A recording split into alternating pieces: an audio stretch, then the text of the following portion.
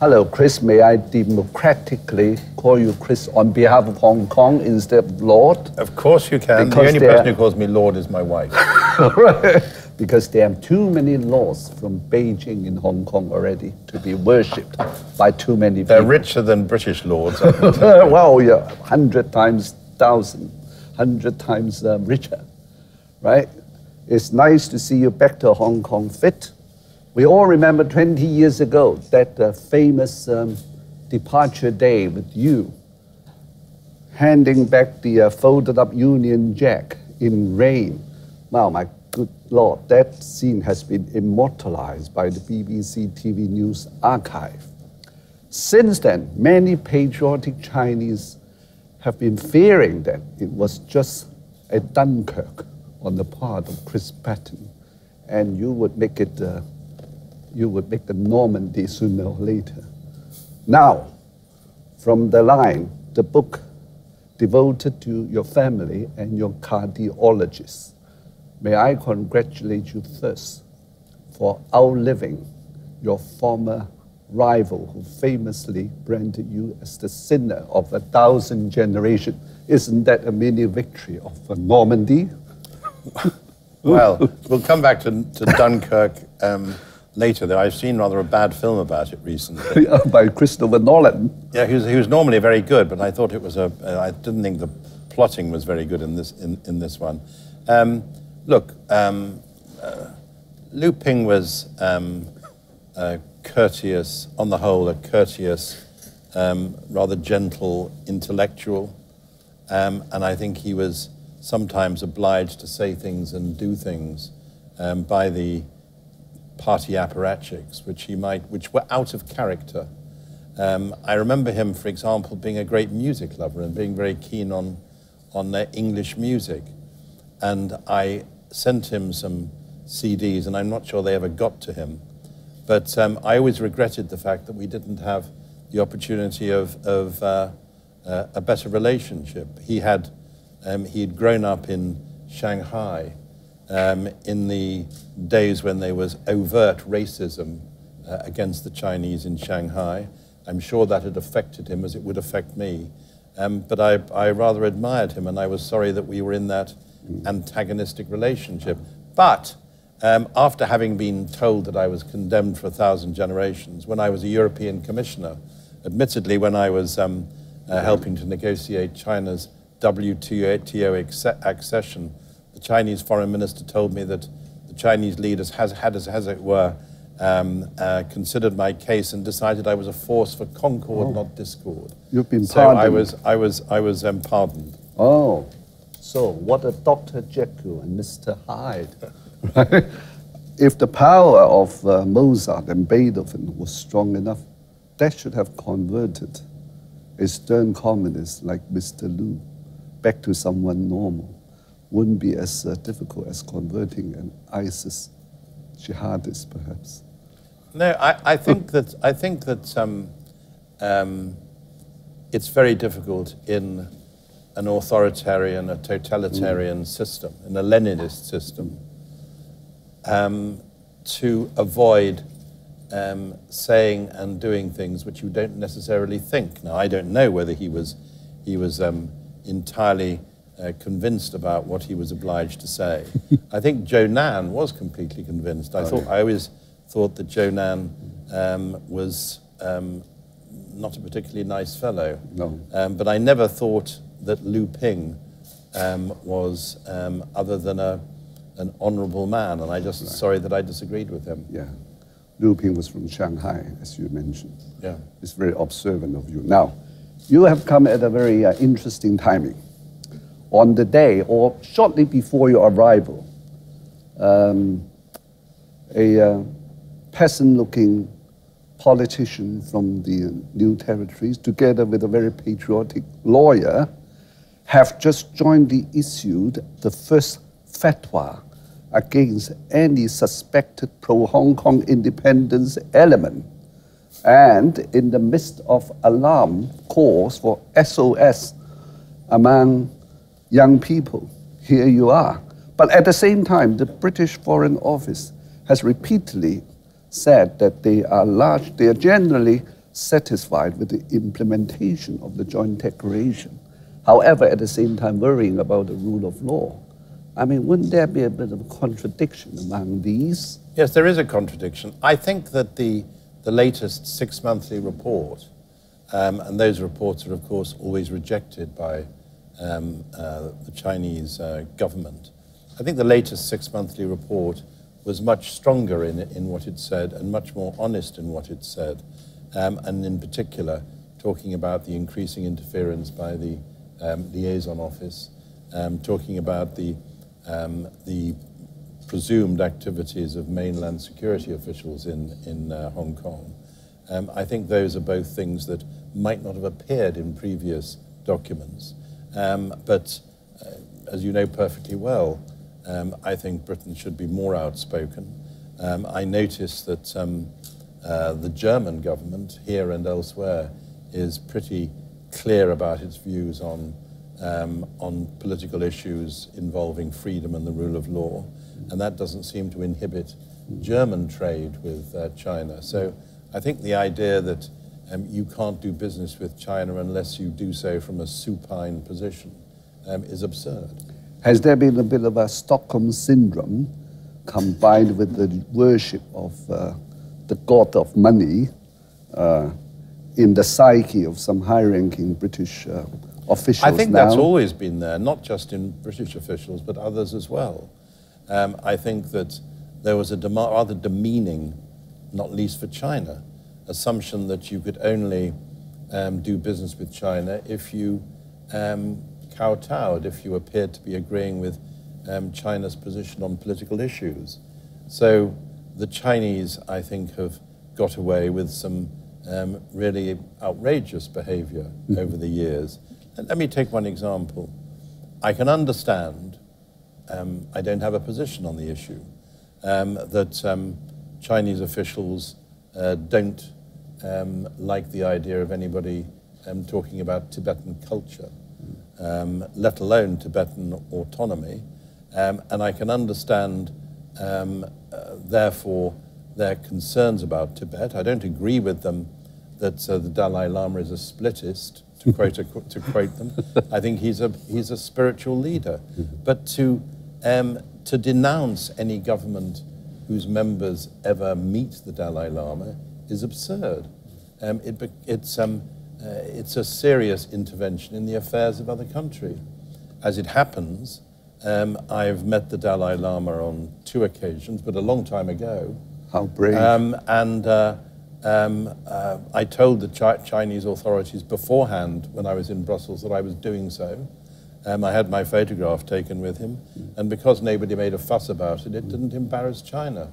I think the Chinese very often point out how much they resent other people intervening in mainland affairs, and I think that they should, that as we say, what is sauce for the goose is sauce for the gander, that what suits them should be applied by other people as well. I don't say it in particular in relation to the Dalai Lama, but to everybody. For example, attitudes to Liu Xiaobo. At the moment, I think Western governments and other governments should be raising the case of his widow and how she's, in effect, it would seem, being held under house arrest somewhere that nobody knows about. Strange that no feminist groups in the West has raised a word. These very strong opinioned ladies. Strange that well, some governments and some politicians have raised concerns, but I agree with you about the feminist groups and others too. And it's not the first time it's happened. After the fall of the Soviet Union, some Soviet dissidents were asked whether it was helpful or unhelpful when Western governments raised their case with the Soviet authorities. And they always said that it was helpful, that they were treated rather better when the Soviet authorities knew that a foreign minister or a prime minister or a president had raised their case or was going to raise their case. And I think that's true, and I think that it applies to China too. Right. So, I mean, coming back to your book, Well, upon first read, I think so far this is the most interesting one since 20 years because it covers a wide spectrum of contents, both chronologically and culturally. I was especially intrigued by your mini travelogue to America in the year of 1965. I could barely remember. I was only an 8-year-old kid. Child. Right? I'm so much older than you. That was that was Lyndon Johnson, wasn't it? Yeah, it was. Were you shocked or surprised by the wave of that version of political correctness, anti-Vietnam War, LSD, or excessive liberalism by keeping long hair, so that making someone like Russell Brand in the UK and long hair in Hong Kong a bit of a bore, déjà vu? I think that very often reactions against conservative with a small c establishments goes rather too far. While I think that, for example, that drugs should be treated seriously as a public health issue, I wouldn't want to experiment with them myself, though I do drink alcohol occasionally. And I used to smoke, but I don't do that anymore. You share a taste with Maclehos. Right. Yeah, but he really liked dry martinis even more, which are lethal. And when I got to Hong Kong, I discovered that the very nice man who looked after the lodge at Fan Ling had learned how to make dry martinis from Lord Maclehos. So I think that very often in the 1960s, people went too far in expressing their disdain for the establishment, but then the establishment was choking off people's natural aspirations to be more free, and the establishment was also, as far as young people were concerned, taking America into an unnecessary and brutal war. And I think that's it's interesting when you look back that communism wasn't stopped in Vietnam. Communism was stopped by the growth of capitalism. And you go to Vietnam now, and even though there's an authoritarian government, it's not a communist government, and there's no sign of capitalism, of communism. Well, because of a different personality, perhaps because Ho Chi Minh was a more mild and sentimental bachelor than Chairman Mao. He was no tyrant, or he lived too short to prove himself one. And he was fighting. He was fighting. One should remember as well, an independent struggle initially against the French, which then was converted into an attempt to take over the South as well as the North. It was more or less driven by nationalism, like Nasser of the Suez Crisis, rather than a strong Islamic ideology today. That's absolutely true. Yes. Now, going back to the issue of globalism, isn't it a paradox that globalism was very much a hated issue by the liberals in the 1990s, who protested against the omnipresence of McDonald's and Coca-Cola in India and Tibet, and now the same lot of people are now advocating globalism, right?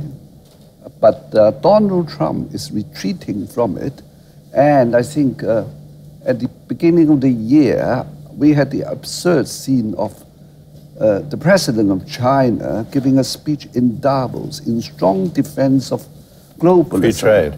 And free trade. Yeah. And that speech seemed to have earned a lot of noddings from European elites and even applause. I mean, it looks preposterous to me. What do you think? Well, first of all, on the point of double standards, it always amused me that some of the most comprehensive denunciations of globalization came from French ministers and French authorities. When I was writing a book about globalization, I noticed one day driving past a local supermarket near me in France, the queue of cars outside McDonald's, and McDonald's was actually more successful in France than anywhere else in Europe. So the committed opposition to globalization didn't run very deep. On the Chinese support allegedly for free trade, I think that's very welcome. The only problem is that the Chinese talk a better game than they play, because actually it's, as internet companies have been finding out, as companies like Instagram and YouTube and so on have been finding out, there isn't really an open market in China. It's one way. It's one way preach. It's if you're dealing with China, it tends to be two countries, mostly one-way trade. It hasn't certainly alarmed a conservative government by George Osborne and David Cameron. I'm not sure what Theresa May is thinking about I think she is less, how can I put it, less soft-headed in her views on the relationship between economics and politics in dealing with China. Yeah, because now it's not just talk and play, it's talk and pay. And China has got money, and I think if it can afford, I think it believes that it could force the Queen to squeeze a course of sweet and sour pork at the Buckingham Palace with the next banquet with the next Chinese emperor, if not appointing Jackie Chan to play 007 in the next Bond movie to show what multiculturalism is. I mean, China is a great country and a great civilization. It doesn't mean that everything China does is correct. And what I think is interesting is that the growth in China's economic clout, China's economic importance, hasn't been paralleled by a growth in, or many manifestations of Chinese soft power. And you look around the world at China's friends, from Venezuela to Zimbabwe to some extent North Korea, and you don't think, those countries represent a better future for us all. They don't. Right. Well, as what Margaret Thatcher well predicted, it's not going to be a culturally attractive country for a while in future. Now, coming back to Hong Kong, all these civil servants who have now been promoted to the rank of self-governing master, some of their performance has been a little bit disappointing, don't you think so? But they used to be your protege. I don't follow the details of Hong Kong's government day to day. The ones who worked for me were very good. I mean, people like Mrs. Chan, of course, was outstanding. She's the best public servant I've ever worked with in terms of decisiveness and principle and competence. Donald Chang did a wonderful job as financial secretary, managing the economy so that every year we were cutting public spending, we were cutting taxation, increasing public spending, increasing the amount of money in the reserves, all those things, and building the airport out of revenue, not out of borrowings. So I had very good civil servants. John Chang, another one who was outstanding. And I always thought that it was one of the best civil services in the world. Well, some of them were got rid of exactly because of that kind of political link, right, seen by China with a suspicious eye, unfortunately. But anyway, coming back to the economy of Hong Kong. Now, we all know what the deadlock is. It's got no manufacturing. China has got all the jobs, well, naturally, out of market force, and high property prices, virtually no IT innovation. So the young people become very, very angry. And if you were the governor today, how would you tackle, just leave aside the issue of democracy, how would you tackle the economic cul-de-sac now Hong Kong faces? Well, it's a part of globalization, unfortunately. I think one of the issues that most concerns young people and not so young people is similar to one in Britain, and that is the difficulties of getting housing, or the sort of housing you want. So I think I would regard the question of housing and land supply as my #1 domestic priority. I would be surprised if Mrs. Lam doesn't do the same thing.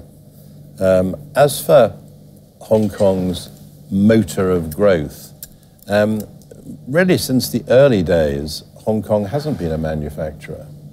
When I was small, made in Hong Kong wasn't necessarily a recommendation, but a lot of things were made in Hong Kong, plastic toys and so on. Over the years, Hong Kong has been much more renowned for spinning off manufacturing into southern China, for providing quality control, for providing services for the region, and I think that's a very good basis for growth in a more sophisticated world. You don't necessarily have to make things with your hands, and on the whole, that manufacturing process has taken place in southern China, even when it's owned by Hong Kong entrepreneurs. If you were governor of Hong Kong, would you still manage Hong Kong as a way as it is now? I mean, it has been accused or has been known as a bit of a under-the-table money laundering port. Would that be too sensitive to talk about? No, I think that it is suggested sometimes, for example, that one of the reasons for the property bubble and for the difficulties in getting housing at reasonable prices is there is so much money from the mainland washing through the property market in Hong Kong, and some people. It happens in London too. It happens in London with not particularly Chinese, but with Russian and Middle Eastern people who are in effect parking their money in property in Fitzrovia or Mayfair or whatever. Yeah. So I think it's an issue in many societies. But if housing is already in short supply, and to some extent always will be because of the shortage of land, then I can understand why people get cross when people from the mainland turn up with a suitcase with renminbi in it. Yeah. What do you think Margaret Thatcher would have done with governing Britain had she been alive today? I'm not sure she would. That Victorian lady who believed in manual work, getting on a bike to find your own job. How would she face an internet world with the young getting addicted to a tiny screen, mobile phone? In office, she was always much more cautious than out of office. It's one of those strange things about her that she became more radical when she wasn't in active politics, which is the opposite of what normally happens. So I'm not sure she would necessarily have been more radical than present administrations. One thing she would have been very concerned about would be to preserve the quality of British higher education in particular, while improving the quality of education further down. And that's going to be a big figure, not a big issue, not least in our attempts to raise productivity in the UK, which is our biggest problem. Okay. Well, this latest book consists of a chapter, rather philosophical, on your reflection on death. That sounds a bit alarming, but this is only your first confession, right? I hope it's too early a chapter to be included. I very much hope that I have time for a second and third confession. And I hope that this isn't a document I'll have to hand to St. Peter at the pearly gates. Given your second heart attack on the way to Broadcasting House, as recorded here, and a narrow escape since what happened in Hong Kong, but you certainly look more fit than when I met you last time. Thank you very much in Paris. Very good to see you. So do come back in future. I will. And I hope with the help of my cardiologist, I'll be able to come back many times. Donald Trump became president at the age of 70, and you're just 72.